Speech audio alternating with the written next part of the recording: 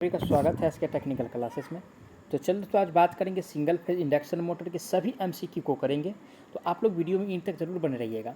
साथ ही साथ अगर आप लोग कोई भी टेक्निकल गवर्नमेंट एग्जाम का तैयारी कर रहे हैं, चाहे यूपीपीसीएल T2 का तैयारी कर रहे हैं, चाहे BARC का तैयारी कर रहे हैं, चाहे NPCL का तैयारी कर रहे हैं या DSSB का तैयारी कर रहे हैं, तो आप लोगों के लिए बहुत हेल्पफुल होने वाला है वीडियो। तो आप लोग वीडियो में इन तक ज़रूर बने रहिएगा। और साथ ही साथ अगर अभी तक चैनल को सब्सक्राइब नहीं किए हैं तो चैनल को सब्सक्राइब जरूर कीजिएगा और वीडियो को शेयर करना नहीं भूलिएगा। तो चलिए आज का सबसे पहला प्रश्न से स्टार्ट करते हैं। आज का सबसे पहला प्रश्न दिया हुआ है, किसी एकल फेज मोटर की चक्रण दिशा को डैश के द्वारा बदला जा सकता है। यानी कि चक्रण का मतलब क्या हुआ, यानी कि जैसे मोटर समझिए कि ये इस दिशा में घूम रहा है, ठीक है। किस दिशा में घूम रहा है भाई, यानी कि इस दिशा में घूम रहा है, ठीक है। और इस दिशा में जब मोटर यानी कि घूम रहा है, ठीक है, और इसको यानी कि विपरीत करना है। अगर इसका विपरीत अगर किया जाए तो यानी कि क्या करना पड़ेगा, है ना। यानी कि जिस दिशा में घूम रहा है उसके यानी कि विपरीत करने के लिए क्या करना पड़ेगा। ए में कह रहा है चल या प्रारंभिक वाइंडिंग टर्मिनलों के किसी एक में बदलाव, ठीक है। अगर किसी एक को अगर बदलाव करेंगे तो उसका जो चक्रण का दिशा जो होगा वो बदल जाएगा। बी में कह रहा है फेज के क्रम को उल्टा करके, तो फेज के क्रम को अगर उल्टा करेंगे तो मोटर जो है उसी दिशा में घूमेगा, है ना, इस पर कोई प्रभाव पड़ने वाला है नहीं। सी में कह रहा है संधारित टर्मिनल को परस्पर बदल के, अगर संधारित टर्मिनल को परस्पर बदलेंगे तो फिर भी चक्रण की दिशा यानी कि बदलने वाली है नहीं भाई। सी में कह रहा है फेज और न्यूट्रल के परस्पर बदलने से, तो इससे भी कुछ होने वाला नहीं है। तो राइट आंसर जो होगा दोस्तों ऑप्शन इसका ए सही हो जाए, क्योंकि ए में जो दिया हुआ है चाल या प्रारंभिक वाइंडिंग टर्मिनलों को किसी एक में यानी कि अगर बदलाव करेंगे तो उसका चक्रण का दिशा जो होगा वो उल्टा हो जाएगा। तो राइट आंसर क्या होने वाला है, ए सही होने वाला है। अब चलिए आज का अगला प्रश्न दिया हुआ है, क्वेश्चंस में कह रहा है किसी single phase capacitor start motor में अपकेंद्रीय स्विच डैश में जुड़ा होता है ना। क्या कह रहा है भाई, अपकेंद्रीय स्विच। और दोस्तों यानी कि अपकेंद्रीय स्विच जो जुड़ा होता है कैसे जुड़ा होता है वो बताना है। तो देखिए ए में क्या कह रहा है, यानी कि रनिंग वाइंडिंग के साथ सीरीज में, तो रनिंग वाइंडिंग के साथ सीरीज में नहीं जोड़ा जाता अपकेंद्रीय स्विच यानी कि सेंट्रीफ्यूगल स्विच। सेंट्रीफ्यूगल स्विच को दोस्तों यानी कि जो जोड़ा जाता है ना, इसको जोड़ते हैं स्टार्टिंग वाइंडिंग के साथ श्रेणी में, ठीक है। किसके श्रेणी में, स्टार्टिंग वाइंडिंग के यानी कि श्रेणी में जोड़ा जाता है। स्टार्टिंग वाइंडिंग के यानी कि सीरीज में जोड़ा जाता है। ऑप्शन किस में दिया है, स्टार्टिंग वाइंडिंग के श्रेणी में। बी में तो कह रहा है कि स्टार्टिंग वाइंडिंग के समानांतर में, तो समानांतर में नहीं जोड़ते हैं यहाँ पे, यानी कि अगर सीरीज रहता तो ऑप्शन जो होगा बी सही होता है। जबकि सी में कह रहा है रनिंग वाइंडिंग के समानांतर में, तो रनिंग वाइंडिंग में कभी जोड़ते नहीं, ना सीरीज में ना समानांतर में, इसको जोड़ा जाता है स्टार्टिंग वाइंडिंग के सीरीज में, जो कि ऑप्शन डी में दिया हुआ है। किस में दिया हुआ है, डी में दिया है। तो राइट आंसर इसका डी सही होने वाला है, ठीक है। अब चलिए आज का अगला प्रश्न पे चलेंगे। आज का अगला प्रश्न दिया एसी और डीसी आपूर्तियों दोनों पर कौन सा मोटर कार्य कर सकता है, यानी कि एसी और डीसी दोनों पर, ठीक है। एसी पर भी साथ साथ यानी कि डीसी पर, और दोनों पर जो यानी कि मोटर वर्क करता है ना, जो मोटर वर्क करता है यूनिवर्सल मोटर है। कौन सा मोटर है भाई, यूनिवर्सल मोटर। और यूनिवर्सल मोटर की अगर स्पीड की बात किया जाए, यानी कि रोटेशन का जो RPM होता है वो 3000 के आसपास होता है। कितना होता है, 3000 के आसपास से यानी कि उसकी गति करता है। ए में कह रहा है कंपाउंड मोटर, तो कंपाउंड मोटर एसी और डीसी दोनों पे नहीं चलता है, ना हिस्टेसिस मोटर चलता है, ना यानी कि शेडेड फ्लो मोटर चलता है, ठीक है ना। ये यूनिवर्सल मोटर जो एसी और डीसी दोनों पे चलता है। तो राइट आंसर जो होगा इसका डी सही हो जाएगा। जबकि सी में जो कह रहा है यानी कि शेडेड फ्लो मोटर, इसकी दक्षता की बात किया जाए तो बहुत कम दक्षता होता है इसका। कितना होता है, बहुत कम दक्षता होता है, ठीक है। अब चलिए अगला प्रश्न आज का दिया स्टेपर मोटर एक डैश होता है। कौन सा मोटर, यानी कि स्टेपर मोटर, है ना, स्टेपर यानी कि मोटर। और स्टेपर मोटर का यानी कि बताना है कि क्या होता है, ठीक है। तो देखिए दोस्तों यानी कि स्टेपर मोटर की अगर बात किया जाए तो सिंगल फेज एसी मोटर होता है। कौन मोटर होता है भाई, सिंगल फेज एसी मोटर होता है, ठीक है। सिंगल फेज एसी मोटर होता है। ऑप्शन किस में दिया हुआ है, सिंगल फेज एसी मोटर, तो ऑप्शन ए में दिया हुआ है। राइट आंसर की बात किया जाए तो ऑप्शन इसका ए सही होने वाला है, क्योंकि ए में जो दिया हुआ है सिंगल फेज एसी मोटर दिया हुआ है। अब चलिए अगला प्रश्न आज का दिया हुआ है, क्वेश्चन में कह रहा है एकल फेज प्रेरण मोटर की शुरुआती और रनिंग वाइंडिंग के बीच का विद्युत कोण कितना होता है। देखिए दोस्तों यहाँ पे सिंगल फेज का पूछ रहा है, क्या होता है, यानी कि सिंगल फेज, एक सिंगल फेज लिखेंगे और एक जो है 3 फेज लिखेंगे। सबसे पहले सिंगल फेज का समझते हैं। तो सिंगल फेज के बीच जो यानी कि कोण जो होता है दोस्तों यानी कि 90 डिग्री का होता है, ठीक है। एक फेज के बीच यानी कि कोण जो होता है 90 डिग्री का होता है। अगर क्वेश्चन में पूछ ले कि 3 फेज के बीच जो स्टार्टिंग वाइंडिंग और रनिंग वाइंडिंग के बीच का जो एंगल होता है ना, कितना डिग्री का एंगल होता है, तो यानी कि 3 फेज में होता है 360 डिग्री का। कितना होता है भाई, सॉरी 120 डिग्री का होता है, माफ़ कीजिएगा। 3 फेज में 120 डिग्री का होता है, जबकि सिंगल फेज अगर रहेगा तो यानी कि 90 डिग्री का होता है ना। ऑप्शन किस में दिया है, 90 डिग्री, क्योंकि सिंगल फेज का पूछ रहा है। और 90 डिग्री जो दिया हुआ है ए में कह रहा है 360, तो 360 से घूर्णन नहीं कर, सॉरी एंगल नहीं बनता है, यानी कि 90 डिग्री का एंगल बनता है सिंगल फेज मोटर में। तो राइट आंसर जो होगा ऑप्शन इसका बी सही हो जाएगा, क्योंकि बी में दिया हुआ है 90 डिग्री। अब चलिए आज का अगला प्रश्न पे चलते हैं।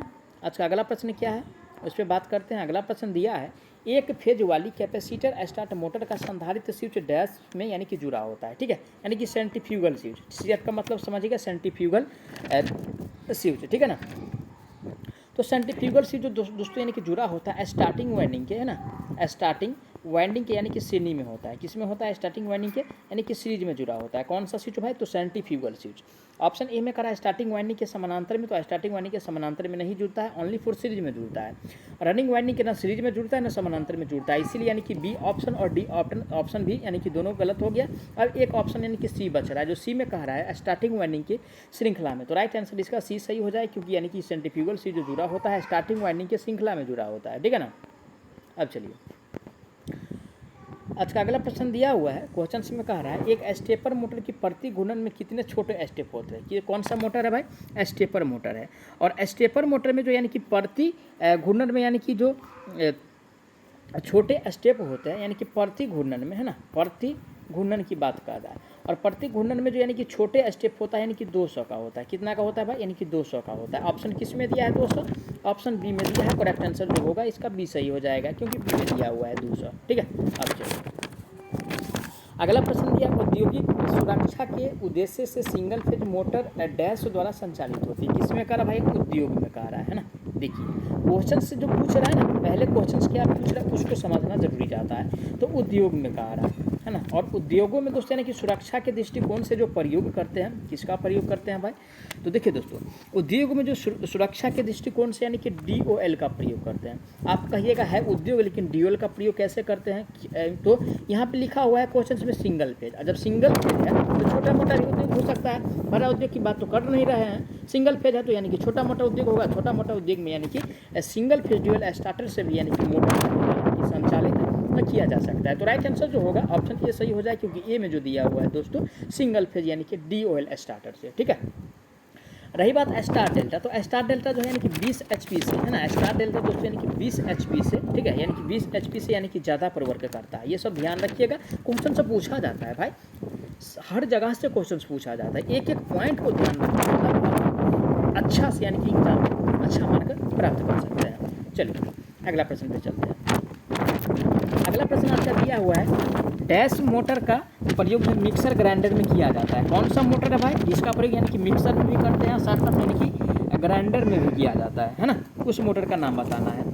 तो ए में जो दिया हुआ है दोस्तों, ए में जो दिया हुआ है, ए में कह रहा है यानी कि शंट मोटर। तो शंट मोटर का उपयोग जो है यानी कि मिक्सर ग्राइंडर में नहीं करते हैं। शंट मोटर का प्रयोग नहीं करते हैं। कैपेसिटर मोटर का भी नहीं प्रयोग किया जाता है ना। यूनिवर्सल मोटर जो दिया हुआ है डी में दिया हुआ है, जो कि AC और DC, है ना, साथ ही साथ यानी कि AC और DC दोनों पे वर्क करता है। और ये जो है यानी कि मेनली यानी कि मिक्सर ग्राइंडर में प्रयोग किया जाता है। और शेडेड फ्लो मोटर की वाट क्षमता की अगर बात किया जाए तो 3 से 35 HP तक बनाया जाता है। कितना? 3 से 35 HP तक निर्माण में इसका यानी कि निर्माण होता है शेडेड फ्लो मोटर का। ठीक है। जबकि यूनिवर्सल मोटर की अगर गति की बात किया जाए तो 3000 RPM, ठीक है ना, 1500 से 3000 RPM आपको देखने को मिलता है। यानी कि इसका जो यानी कि जो घूमता है जितना स्पीड से वो होता है। ठीक है ना। तो राइट आंसर जो होगा इसका डी सही हो जाए, क्योंकि डी में दिया हुआ है यूनिवर्सल मोटर। अब चलिए आज का अगला प्रश्न दिया है, क्वेश्चन में कह रहा है कि स्टार्टिंग और रनिंग वाइंडिंग के बीच फेज का अंतर कितना होता है। देखिए दोस्तों, स्टार्टिंग क्या है? स्टार्टिंग, और साथ ही साथ क्या कह रहा है? उसके साथ कह रहा है यानी कि रनिंग। ठीक है, स्टार्टिंग और रनिंग। और इसके बीच जो एंगल होता है भाई, अगर सिंगल फेज है ना, तो सिंगल फेज है तो 90 डिग्री होने वाला है। क्या है? स्टार्टिंग और रनिंग के बीच जो फेज अंतर होता है 90 डिग्री का होता है। विद्युतीय रूप से 90 डिग्री का होता है, जो कि ऑप्शन सी में दिया है। करेक्ट आंसर इसका सी सही होने वाला है, क्योंकि सी में दिया हुआ है 90 डिग्री। अब चलिए आज का अगला प्रश्न दिया है, एक प्रतिक्षेप स्टार्टर प्रेरण मोटर एक डैश होता है। एक प्रतिक्षेप कहा रहा है।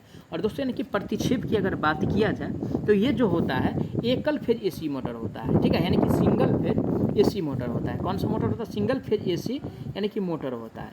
ठीक है। ऑप्शन ए में क्या कह रहा है? यानी कि DC मोटर। तो DC मोटर है नहीं भाई ना, सीरीज मोटर होता है। सिंगल फेज AC मोटर को प्रतिक्षेप स्टार्ट प्रेरण मोटर भी कहते हैं, जो कि ऑप्शन डी में दिया है, एकल phase AC motor. Right answer इसका डी सही हो जाएगा। अगला प्रश्न पे चलेंगे। आज का अगला प्रश्न दिया है, क्वेश्चन में कह रहा है, निम्न में से किस मोटर का प्रयोग छत के पंखे में किया जाता है? किसके पंखे में भाई? यानी कि छत के पंखे में। और छत के पंखे में दोस्तों यानी कि मोटर का जो प्रयोग करते हैं ठीक है, यानी कि छत के पंखे में जो मोटर का प्रयोग करते हैं वो हमको बताना है। और छत के पंखे में दोस्तों यानी कि मोटर जो प्रयोग होता है वो अस्थाई कैपेसिटर मोटर होता है। कौन सा मोटर होता है?